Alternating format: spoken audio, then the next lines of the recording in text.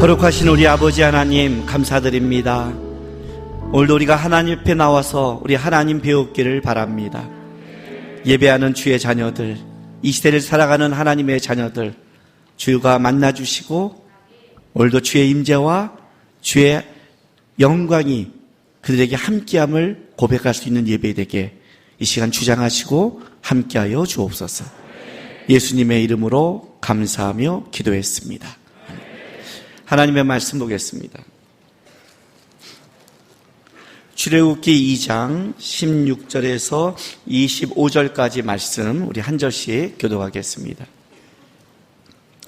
미디안 제사장에게 7달이 있었더니 그들이 와서 물을 길로 구유에 채우고 그들의 아버지의 양떼를 먹이려 하는데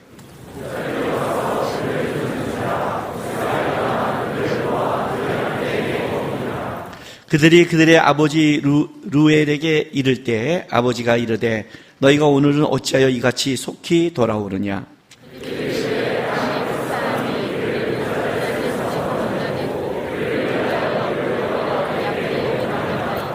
아버지가 딸들에게 이르되 그 사람이 어디에 있느냐. 너희가 어찌하여 그 사람을 버려두고 왔느냐. 그를 청하여 음식을 대접하라 하였더라.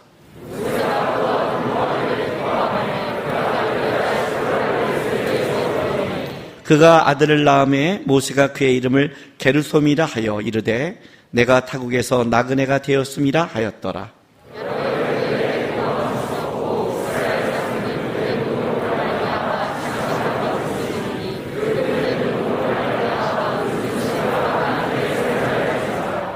하나님이 그들의 고통 소리를 들으시고 하나님이 아브라함과 이삭과 야곱에게 세운 그의 언약을 기억하사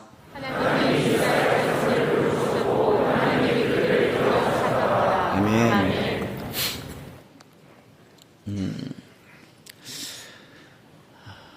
방학 때죠. 그래서 아이들이 같이 오고 지금 오늘도 보면 어린아이들도 저 위에 이렇게 앉아있고 예배를 드립니다. 여러분, 우리가 찬양을 하고 우리가 기도를 하고 우리가 말씀을 듣는다 할지라도 그것이 과연 예배인가? 예배가 아닐 수 있다는 걸 아셔야 됩니다. 아까 우리 예배 시작 전에 우리 소진영 예배 인도자가 이런 말 했죠. 그 중고등학생 아이들 보러 왔더니 하나님 만나고 싶어요. 아마 여기서도 그렇게 생각하는 사람이 있을 것이고, 또 어떻게 하면 하나님을 만날 수 있을까요? 그 아이들에게. 저도 그 중고등부 집회를 이제 밖에 요즘은 저는 10여 년 동안 중고등부 집회로 나가서는 안 합니다. 왜냐하면 청년 이상 집회를 하고, 이제 그렇게까지는 저도 몸이 너무 힘들고, 어렵고, 또 이 중고등 애들은 또 에너지가 달라야 돼요. 얘네들은 틈을 주면 안 되거든요. 그럼 그냥 중고등부의 설교는 달라야 되고, 그리고 틈을 줬다가는 안 되니까 그때는 어떻게 돼요? 욕의 신이 강림하시고 막 지랄해야 정신을 차리거든요.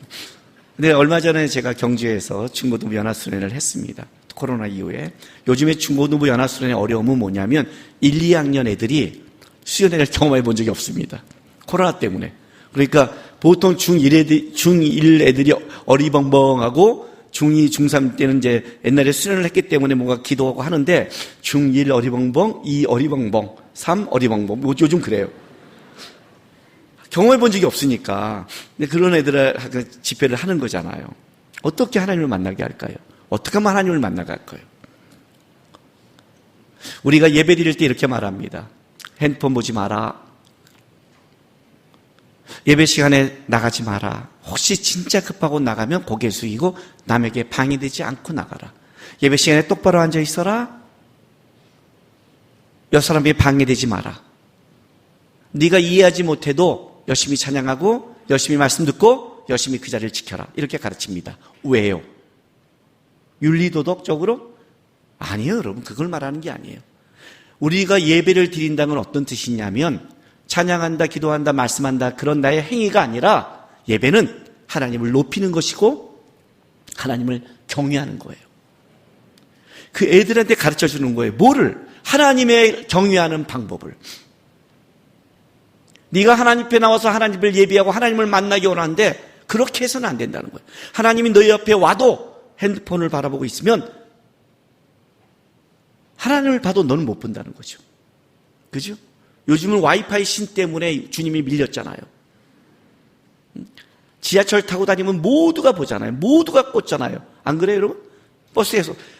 어른부터 놀랬어요. 옛날에는 지하철 타면 아이들이 하는 거, 어른들은 책을 보고 신을 보고 좀 달랐어요. 요즘은 다 핸드폰이에요. 진짜 지하철을 딱 타서 저 끝부터 이 끝을 갖고 뛰어다니면서 칼을 두고 핸드폰 보는 애들 다 목을 다 치고 싶다니까요. 다다다다다. 눈을 들어 산을 보아라. 너의 도움이 어디서 올꼬. 눈을 안 들어요. 이것들이.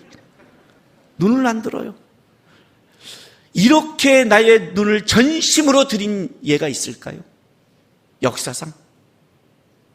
이렇게 하루 종일 순간 짬이 있으면 비행기에서나 자동차에서나 기차에서나 쉬는 시간에나 어디나 이렇게 성경책도 이렇게 안 보고 이렇게 보고 이렇게 찾고 이렇게 한 그것이 있을까요? 여태까지 역사상.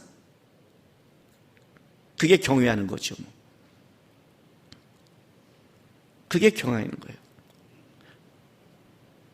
자기가 섬기는 거를 자기가 예배하는 거잖아요. 예배란 주님을 섬기는 건데. 그렇죠? 내가 돈을 섬기면 돈을 예배하고, 내가 세상의 명예를 쫓아가면 그걸 예배하는 거잖아요. 내가 섬기고 내가 쫓는 걸 예배하는 거예요. 내가 바라보는 거고 내가 쫓는 거고 내 마음에 품는 거니까. 예배 때만은 어떻게 하라? 너 거를 좀 내려놔라. 여기에서는 오직 딱 너는 한 분만 바라봐야 된다. 오직 이 자리에서는 너는 한 분만 경외해야 된다. 오직 여기서 너의 기도와 너의 찬송과 너의 귀와 너의 눈은 한 분에 고정돼야 된다. 누구? 예수 그리스도. 우리 하나님. 그게 예배라는 거예요. 그래서 애들에게 가르치는 거예요. 하나님 경외하는 법을 똑바로 앉아. 핸드폰 꺼! 들어! 너가 이해 못해도 들어. 왜? 믿음은 들으면서 나고 하나님의 말씀을 들으면 이 안에 믿음이 생기니까 언젠가 그 들려오는 속에 집어넣은 말씀이 성령의 은혜로 깨닫게 될 테니까. 듣지 않는 것은 깨달을 수 없으니까. 제가 여러분들한테 말해준 거 있잖아요. 까따라비아 기억나세요? 까따라비아. 여기 지금 처음 듣는 사람 있죠? 까따라비아 뭔지 모르죠? 그죠? 몰라야죠. 내가 만든 말인데 여러분이 알면 안 되죠. 그죠? 한 번도 듣지 못한 것, 한 번도 보지 못한 것, 한 번도 경험하지 못한 것은 역사할 수 없다. 역사할 수 없다. 까따라비아 아무것도 역사할 수 없다. 그래서 사단은 우리를 유혹하기 전에 먼저 다른 거를 들려준다. 다른 거를 보여준다. 다른 거를 경험시킨다. 밑밥을 깐다. 마찬가지로 하나님도 하나님의 사람을 역사하기 위해서는 어떻게 한다? 먼저 들려준다. 먼저 보게 한다. 먼저 경험시킨다. 우리 아이들, 조그만 아이들, 요만한 3살짜리가 어떻게, 여러분 얘네가 하나님을 경외해요? 제가 지난주에 설교할 때 우리 아이들 3살 때 우리 둘로 선교사님들 가서 목사님들 막 기도하는데 베란간 뿡 소리가 나더니 우리 큰애가 막 우는 거예요. 봤더니 여기 혹이 이렇게 났다고 그랬죠. 왜? 막 어른들이 이렇게 기도하니까 지도 그걸 보더니 이렇게 기도했는데 이 머리에 이거를 힘을 조절을 못해 그대로 받아갖고 바닥을 쳐서 여기가 이렇게 났다고. 혹이 이렇게 났다고. 걔가 하나님을 경외하고 기도했을까요? 아니요. 아니요. 부모를 봤기 때문에 그래요. 따라한 거예요. 그러나 얘가 자라서 어디 갔을 때 막 이런 기도를 할 때 얘는 이질감을 안 느껴요. 왜요? 어려서부터 본 거요. 들은 거요. 자기도 그 자리에 있었기 때문에. 우리 아이들이 이 자리에 예배하고 있어도 지금 모르지만 여기에 있는 것 자체가 얘네들은 벌써 예배를 경험하는 것이고 이 속에 성령의 운행함을 자기도 모르지만 영적으로는 느끼고 있는 거예요. 그는 아직 어리지만 그 아이가 자라서 컸을 때 성령이 그를 잡았을 때 어떻게 돼요? 그는 고백할 수 있고 이게 뭐야? 하고 이질감을 느끼는 게 아니라 마음을 열고 굴복할 수 있는 거예요. 그래서 어렸을 때부터 뭐예요? 주의 앞으로 들려지고 함께하는 거예요. 제가 우리 교회 유아실에 대해서 혼냈잖아요. 유아실에 왔는데 애기 데리고 와갖고 애기 과자 주고 뭐하고 거기서 피크닉 하고 있는 우리 젊은 집사들한테 내가 미친 거 아니야? 왜?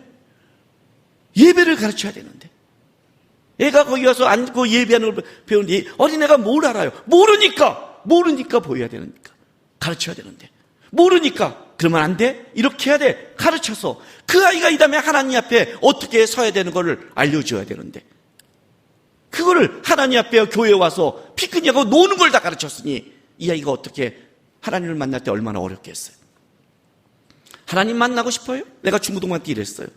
딱 끝나고 집회가 끝나고 기도 시간이 있어요. 거기 중학생도 있고 끌려온 애들 있잖아요. 그죠? 교회는 듣고 알잖아요. 설교 벌써 1시간 말하면 안단 말이에요.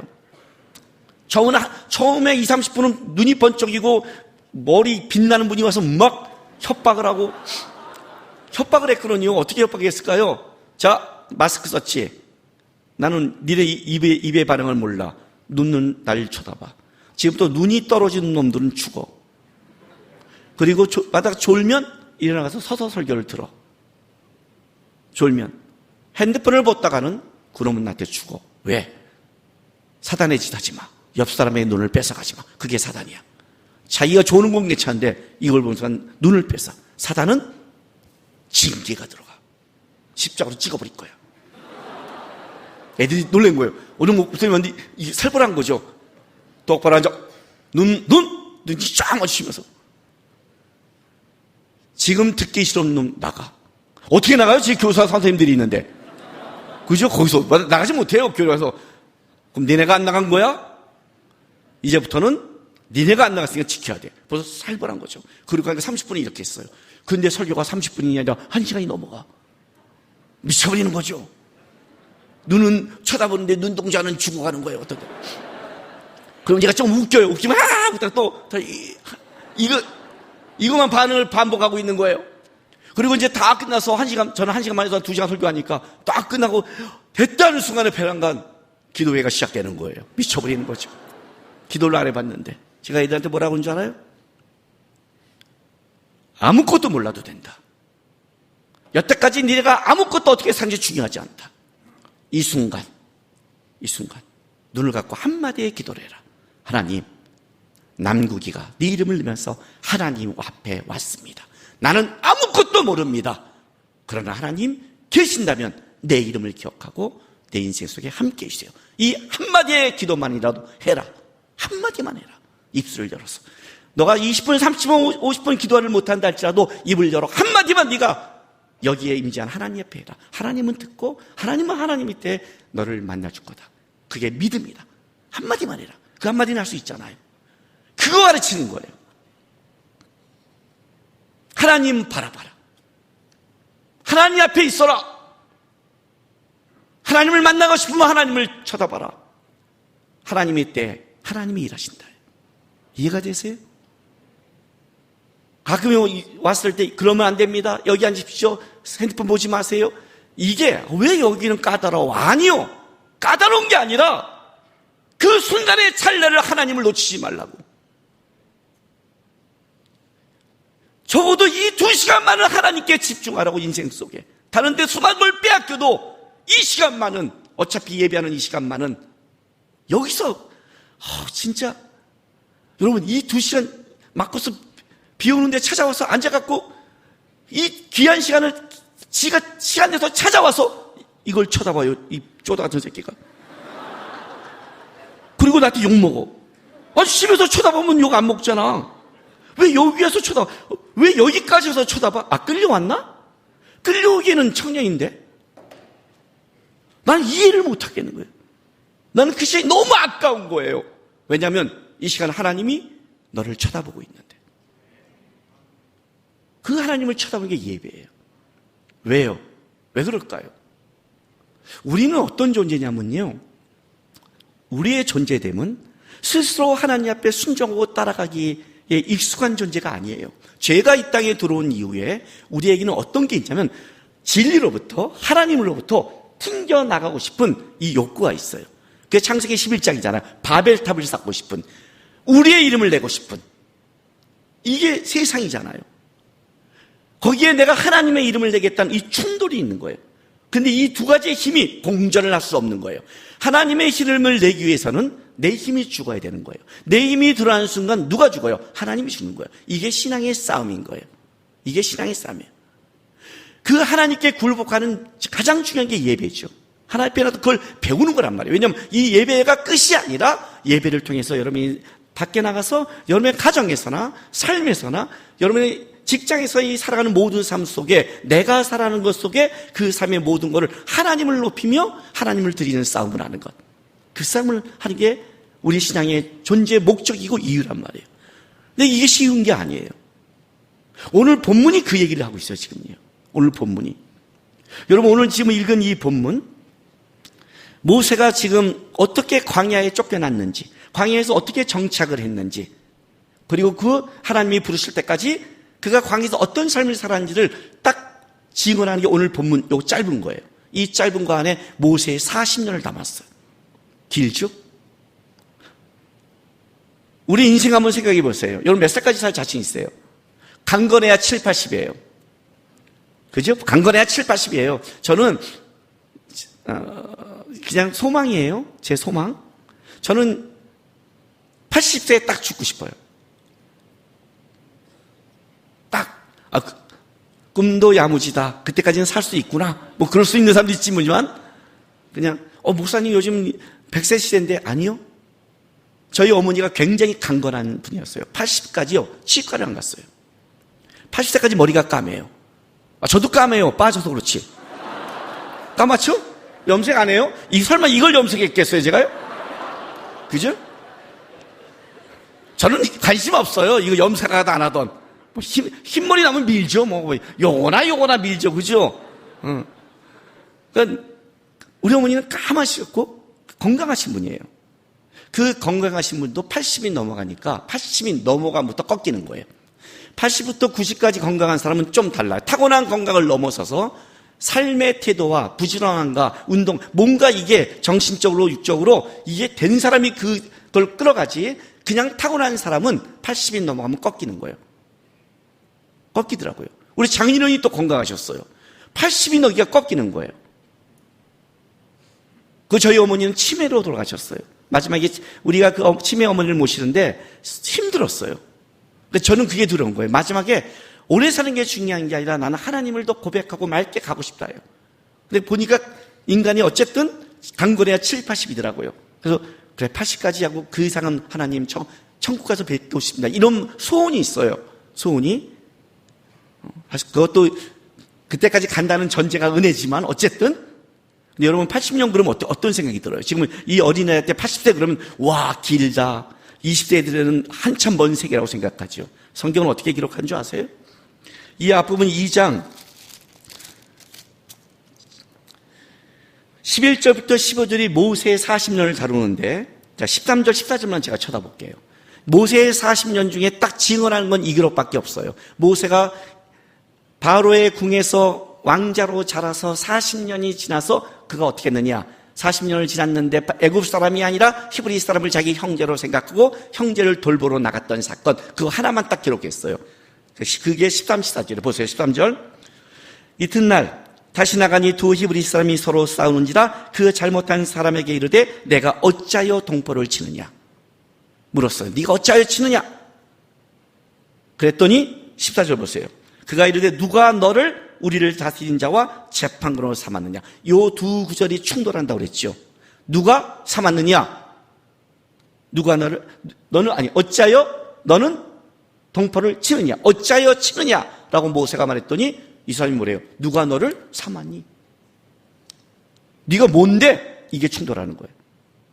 모세는 애굽 왕궁에서 왕자와 40세의 교육과 모든 것을 잠깐 배웠어. 이제는 형제를 돌볼 수 있다고 나갔는데 그들은 뭐라고 그래요?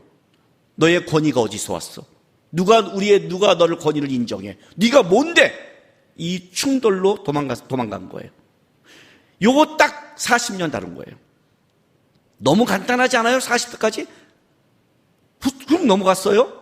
40대? 그리고 광야에 가서 어떻게 되는 거예요? 십보라를 어떻게 만났고 어떻게 결혼해서 어떻게 정착했느냐. 이래서 벌써 80대가 갔어요. 끝. 인생 끝. 여러분 80 끝. 인생 허무하지 않아요? 이게 우리의 인생이에요. 어떤 사람의 인생은 하나님 앞에 한 글자 쓸 것도 없는 인생이 있어요. 세상 것만 보고 쫓았다. 끝.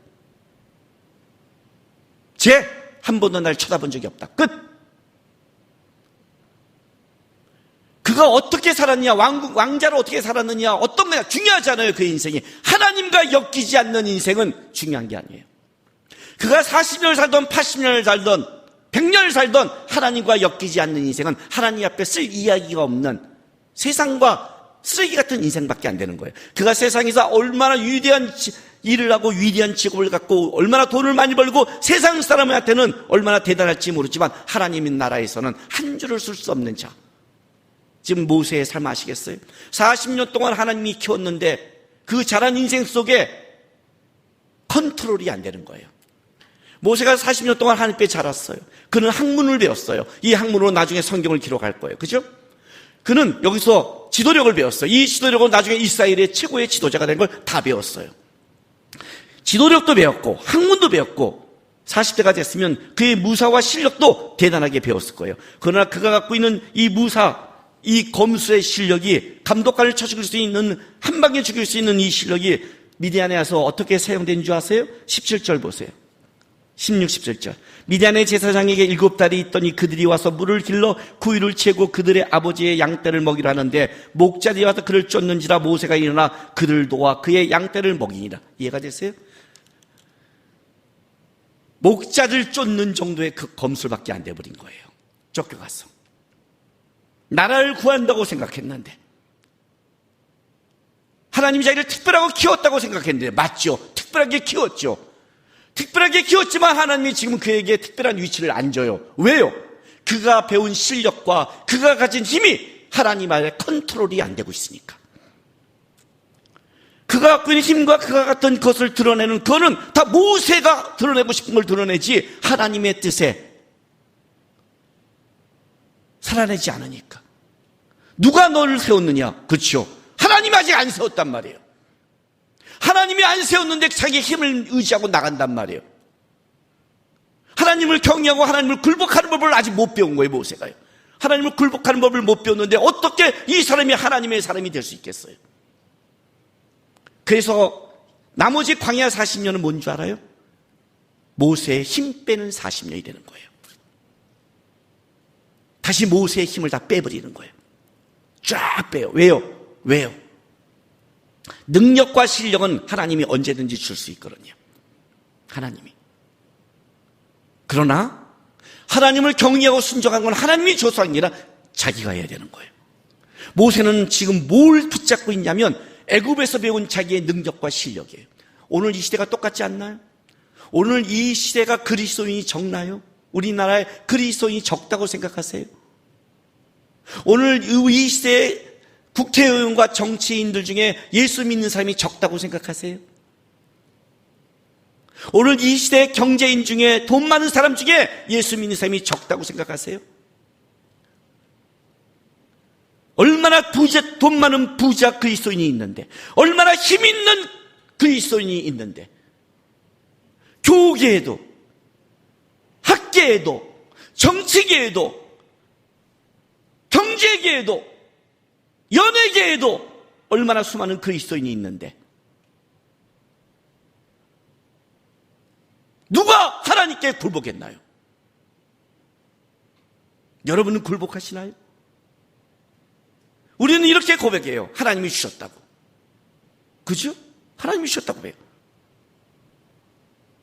하나님이 주셨으면 하나님이 욥처럼 뺄 수 있고 다시 줄 수 있는데 우리는 덜덜덜 떨잖아요. 스트레스를 받잖아요. 뭐 좀 없으면 달달달 나잖아요. 진짜 세상 사람이 우리를 보면 하나님이 계신 것 같나요? 제가 항상 하는 얘기지만 교회의 예배를 누가 망쳤나요? 예수 안 믿는 사람이 와서 망쳤나요? 아니요. 우리가 망쳤어요. 우리가 우리의 예배를 망쳤고 우리가 우리의 예배를 늦게 오고 우리가 우리의 예배를 우습게 여겼고 우리가 우리의 예배를 생명같이 대하지 않았어요. 하나님을 영화롭게 못한 자가 세상이라고 생각해. 아니잖아요. 우리잖아요. 우리가 하나님을 더 영화롭게 못했잖아요. 하나님이 키웠고 하나님이 세웠지만 모세처럼 그의 힘과 실력을 하나님을 굴복하고 하나님의 뜻에 사용하는 게 아니라 모세는 뭐예요? 자기의 때에, 자기의 경험에, 자기의 실력에, 자기의 지혜를 갖고 나가버린 거예요. 그 반응은 뭐냐면 하나님이 주시지 않는 권위는 어떻게 돼요? 쓸 수가 없잖아요. 누가 너를 세웠니? 이게 모세의 40년으로 끝나버렸어요. 그리고 모세는 광야에 온 거예요. 기껏해야 십보라를 만나는데 여인들이 당하니까 쫓아낸 거예요. 왜? 애굽의 장군 아니에요. 애굽의 장군이었단 말이에요. 그 광야에서 만나는 목자 정도에서는 제대로 검술훈련 받은 자를 이길 수가 없는 거예요. 그냥 쫓아내버렸어요. 그리고 만난 거예요. 너무 일찍 왔어요. 이드로가 물어봐요. 루엘이. 어떻게 일찍 왔니? 이런 사람 만났습니다. 딱 알잖아요. 제사장. 나이 많은 경험 많은. 그런 사람을 왜 놔두고 왔니? 당장 데려오는 거예요. 그리고 시보라랑 결혼했어요. 근데 이 결혼 생활을 살아가는데 모세는 어떻게 살아갔을까요? 40년 정착에. 자, 이 40년 정착에 모세가 고백한 말이 있어요. 보세요. 22절. 21절, 22절. 출애굽기 2장. 모세가 그와 동거하기를 기뻐하며 그가 그의 딸 시보라를 모세에게 주었더니, 자, 시작. 그가 아들 낳음에 모세가 그의 이름을 게르솜이라 하여 이르되 내가 타국에서 나그네가 되었습니다. 예. 아들을 낳고 이렇게 이름을 지었어요. 게르솜. 내가 타국에서 객이 됐다. 이게 뜻이에요. 그 이름 안에 모세의 삶이 묻혀 있는 거예요. 타국. 40년을 광야에 살았지만 자기의 고향이라고 생각 안 하는 거예요. 아내와 자식들이 함께 살았는데 애굽에서만 40년 산 거 아니잖아요. 여기도 40년을 살았는데 고향이라고 생각 안 해요. 더 중요한 건 뭐냐면 모세에게는 아들이 둘이 있어요. 첫째가 게르솜이에요. 내가 타국에서 객이 됐다요. 둘째가 엘리에셀이에요. 나중에 출애굽기 17장에 엘리에셀이 있다는 게 나와요. 여기는 기록을 안 해요. 엘리에셀은 하나님은 나의 도우심이니까. 그건 나중에 나와요. 두 아들이 있는데 그러니까 모세가 아들을 낳다를 쓰고 싶은 게 아니라 여기서 지금 말하는 거는 모세는 지금 나는 나그네의 삶을 살아간다. 나는 안주하지 못한다. 나는 떠돌이다. 나는 정치 없다. 정치 없어. 모세에게는 혼돈이 오기 시작한 거예요. 한번 생각해 보세요. 이 사람이 어떤 사람인가 하면 여러분이 해보세요. 이 사람의 정체성이 뭔가를 한번 생각해 보세요. 한국에서 태어났어요. 한국 사람이에요. 그런데 어렸을 때 미국으로 입양됐어요. 그 미국에서 40년을 따고 미국 대학을 나왔고 미국에서 변호사가 되고 미국에서 좋은 직장을 가졌어요. 근데 문제가 생겨서 남미로 넘어 브라질로 도망갔어요. 그 브라질에서 결혼해서 브라질에서 자녀를 낳고 브라질에서 40년을 살았어요. 자, 이 사람은 한국 사람입니까? 미국 사람입니까? 브라질 사람입니까? 모르겠죠. 그죠? 한국으로 튀니까 한국인이에요? 미국에서 대학 나오고 미국에서 미국인이에요? 결혼하고 아내와 하니까 이게 모세죠. 히브리 사람으로 태어났어요. 그런데 히브리 민족과 자란 게 못해 아니라 애굽 왕궁에 들어가서 40년을 배우고 공부하고 자랐어요. 자기는 히브리 사람인 줄 아는데 히브리 사람은 인정을 하지 않는 거예요. 근데 도망가서 미디안에 가서 미디안 여인과 결혼하고 애를 낳고 40년을 살았어요. 모세는 누굴까요? 이해가 되세요? 모세가 하나님을 만날 때 정체성이 없는 게 이거예요. 모세는 정체성을 잃었어요. 자기는 히브리 사람으로 갔는데 히브리 사람 보기에는 애굽 왕궁에서 다 먹고 교육받은 너 아니야. 네가 언제 우리와 같이 노예 살이에서 힘들었어? 왜? 좀 이제 힘들으니까 좀 우리 덜 보는 그런 짓을 해? 네가 우리의 고통을 알아? 오히려 히브리 사람의 고발 때문에 도망갔잖아요. 배신당했잖아요. 애굽에서는 찾고. 그럼 미디안으로 남아야 되는데 모세는 자기는 미디안 사람이 아닌 거예요. 도망가서. 나그네 객이에요. 출애굽기 4장 1절 보세요. 모세가 어떻게 40년을 살았는지를 말해주는 거예요. 봐요. 모세가 그의 장인 미디안의 제사장 이돌의 양떼를 치더니 그때를 광야 서쪽으로 인도하여 하나님의 산 호렙에 이르매. 자, 이때 이제 하나님을 만날 때인데 하나님을 만날 때 모세가 뭐예요? 이돌의 양떼를 치면서 가다가 만나요. 그죠? 그죠? 여러분, 이때 나이 모세 80세예요. 40년이 지났어요. 그러면 여러분, 아무리 내가 미디안에 자라고 시보라랑 결혼하고 살았다 할지라도 40년 정도 일했으면 내양이 있어야 되는 거 아니에요? 40년이 있으면? 창세기 30장 30절 보세요.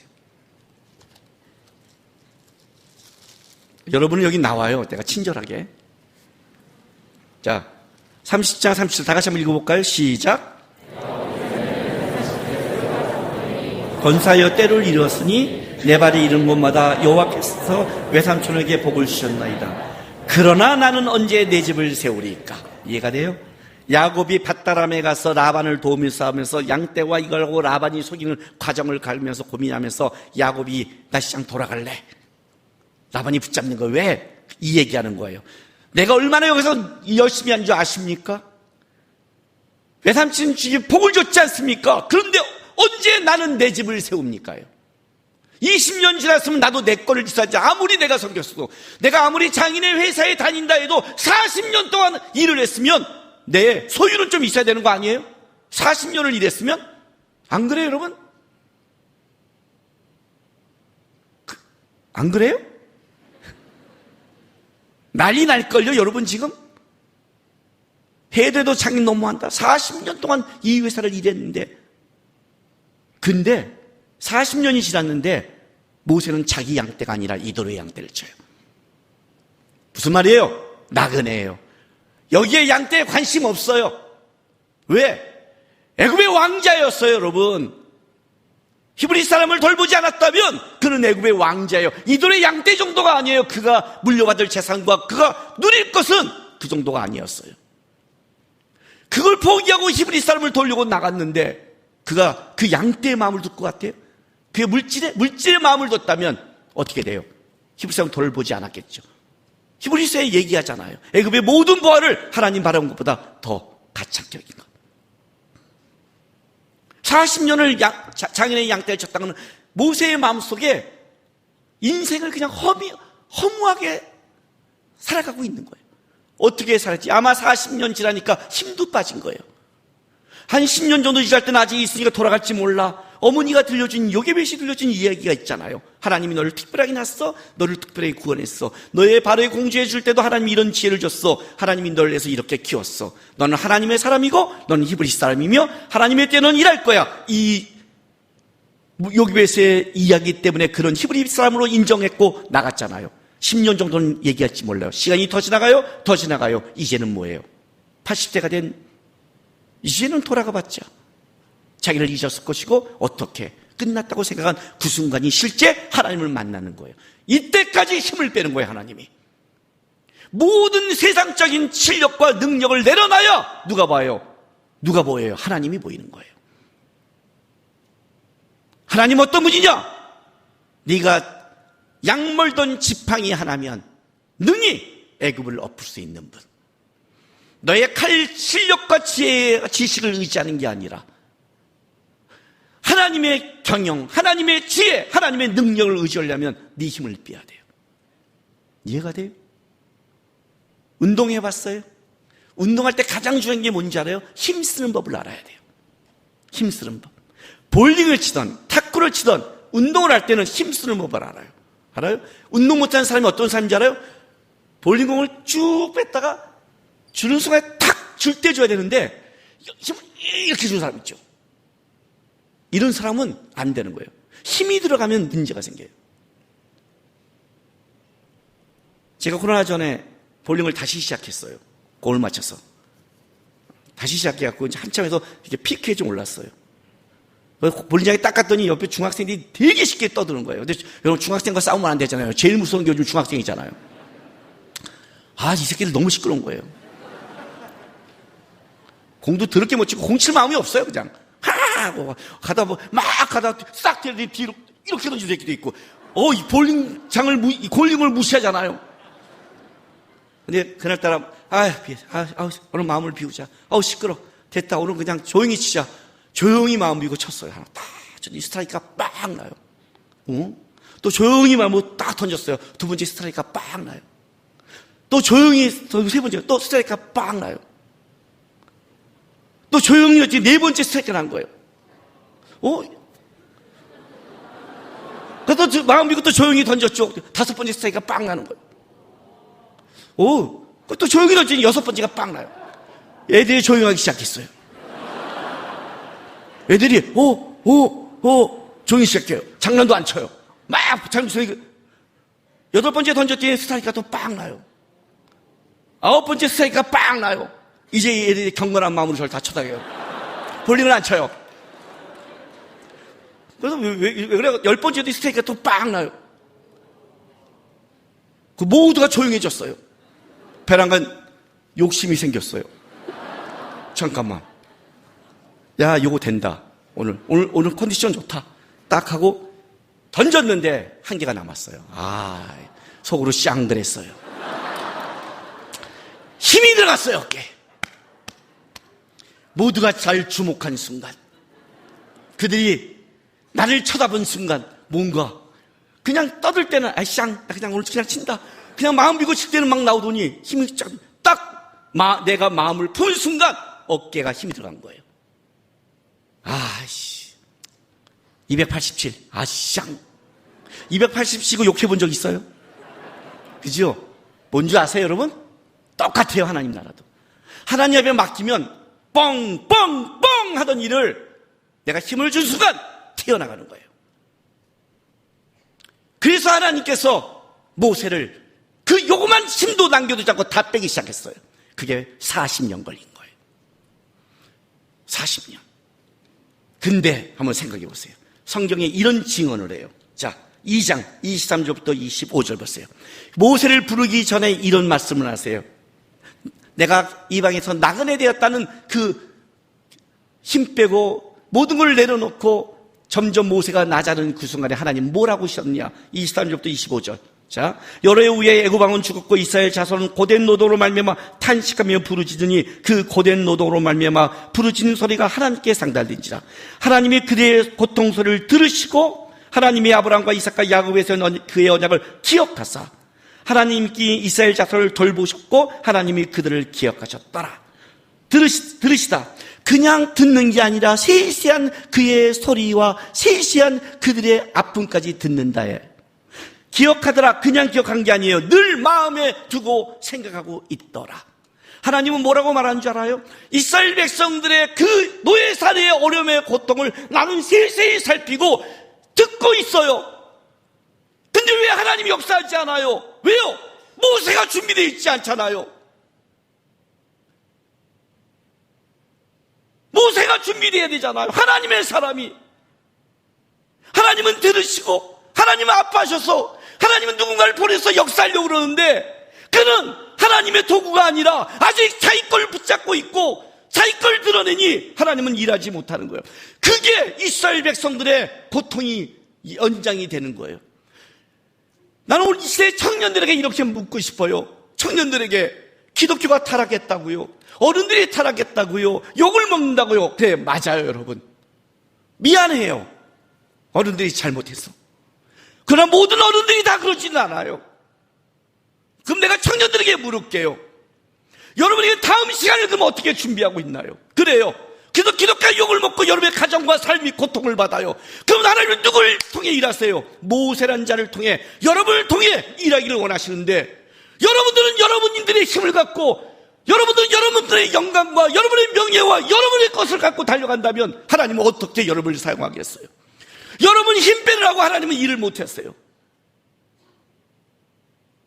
하나님의 사람이 준비되어 있어야 그걸 들으시고 살피시고 보내시는데 이 보내야 되고 준비하는 이놈이 하나님 앞에 컨트롤되지 않고 여전히 자기의 지혜와 자기 생각을 의지하고 있단 말이에요. 내가 중요한 거예요. 신앙생활 할 때 명심하세요, 여러분. 다른 사람을 보지 마세요. 다른 사람의 타락 때문에 상함도 갖지 마세요. 제가 한번 여러분에게 이 얘기를 한 적이 있을 거예요. 몇 년 전 성프란시스코 교황이 우리나라 왔을 때 한 청년이 저를 찾아왔다고. 자기 큰 교회 다니고 자기 존경하는 교회고 존경하는 목사님이었지만 이제 자기는 자기의 교회를 존경하지 않는다고.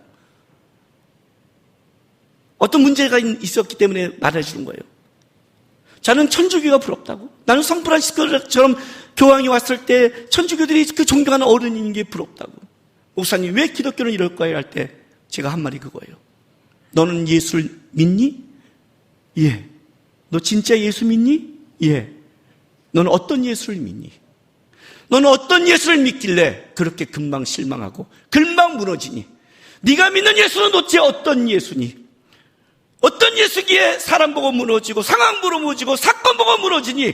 내가 믿는 예수는 모든 게 무너져도 붙잡을 수 있고 바라볼 수 있고 쫓아갈 수 있는, 내가 믿는 예수는 그런 예수야. 난 예수님만 있으면 돼. 다 무너져도 돼. 다 예수를 안 믿어도 돼. 하나님만 살아계신다면 돼. 나는 그러면 하나님을 바라볼 수 있어. 신앙은 하나님만 바라보는 거예요. 모세가 지금 하나님 바라보기까지 하나님이 힘을 빼는 40년이에요. 여러분, 예배가 뭡니까? 신앙생활이 뭡니까? 기도가 뭐 말씀이 뭡니까? 채우는 거 아닙니다. 붙잡는 거 아닙니다. 여러분의 걸 하는 게 아닙니다. 이 모두가 내 걸 빼고 하나님만 높이는 겁니다. 항상 말했잖아요. 성경을 본다는 건 내가 진리가 아니라는 걸 인정하니까 진리를 보는 거고, 기도를 한다는 것은 내가 주권자가 아니어서 하나님 앞에 힘을 빼고 굴복하는 것이고, 예배를 드리는 것은 하나님이 왕위의 이 자리에 나오는 것이라고. 우리의 모든 신앙생활은 종교생활이 아니라 오직 하나님만 바라보고 하나님만 높이기에 나는 기꺼이 하나님 앞에 낮아지겠습니다. 굴복합니다. 내가 굴복할 때 하나님의 능력이 나를 채우고 역사할 수 있는 겁니다. 하나님은 여러분과 싸웁니다. 하나님은 여러분을 만드십니다. 세상의 고통과 소리를 들으면서 누가 내 오른손에 붙잡힐 것인가? 누구냐? 이 시대의 모세는 누구냐? 나는 여러분이 하나님 바라보면서 지금 어려움과 고통 속에 있다면 여러분 그 시간을 하나님 붙잡고 배우고 바라보고 여러분이 속에 어떤 욕심과 어떤 불평과 뭐가 있는지를 체크하면서 그것을 빼내는 시간을 가지십시오. 온전히 주님으로 채워졌을 때 여러분을 통해 온전히 주님의 영광이 드러날 날이 있을 겁니다. 그런 모세 같은 여러분이 되시기를 주의 이름으로 바랍니다. 기도합시다. 여러분, 하나님 저 힘 좀 빼주세요. 여러분 기도하십시오. 하나님 앞에 싸우는 자 되지 않게 도와주십시오. 나는 세상과 싸우고 하나님 앞에서는 온전히 하나님이 나를 맘 놓고 흔들 수 있고 맘 놓고 사용할 수 있는 온전한 하나님이 도구가 되기 원합니다. 내 속에 뭐가 있습니까? 하나님 가르쳐 주시고 보여주셔서 온전한 하나님의 사람이 되기를 원합니다라고 우리 시간 다 같이 주여 한번 외치면서 기도하며 나가겠습니다. 주여! 할렐루야. 아버지 하나님 감사합니다. 오늘도 우리를 불러주셔서 감사합니다. 오늘도 우리를 하나님 앞에 세우셔서 감사합니다. 주님, 우리의 문제는 세상과 환경과 사건이 아니라 우리가 주님 앞에 힘 빼지 않는 것, 우리가 주님 앞에 주장하는 것, 우리가 주님을 움직이려 하는 것, 하나님 그게 우리의 문제임을 알았습니다. 모세처럼 온전히 주님만 경외하고 모세처럼 온전히 세상 것이 빠져버리는, 나를 마음대로 사용하시고 나를 마음대로 끌어가시는 하나님 앞에, 하나님 우리가 더 낮아지고 낮춰지고 모든 것을 주 앞에 온전히 굴복할 수 있도록 우리를 도와주시고 다스려 주시옵소서. 함께하여 주옵소서. 주님만이 우리의 힘이며 주인이며 왕이 되게 도와주시옵소서.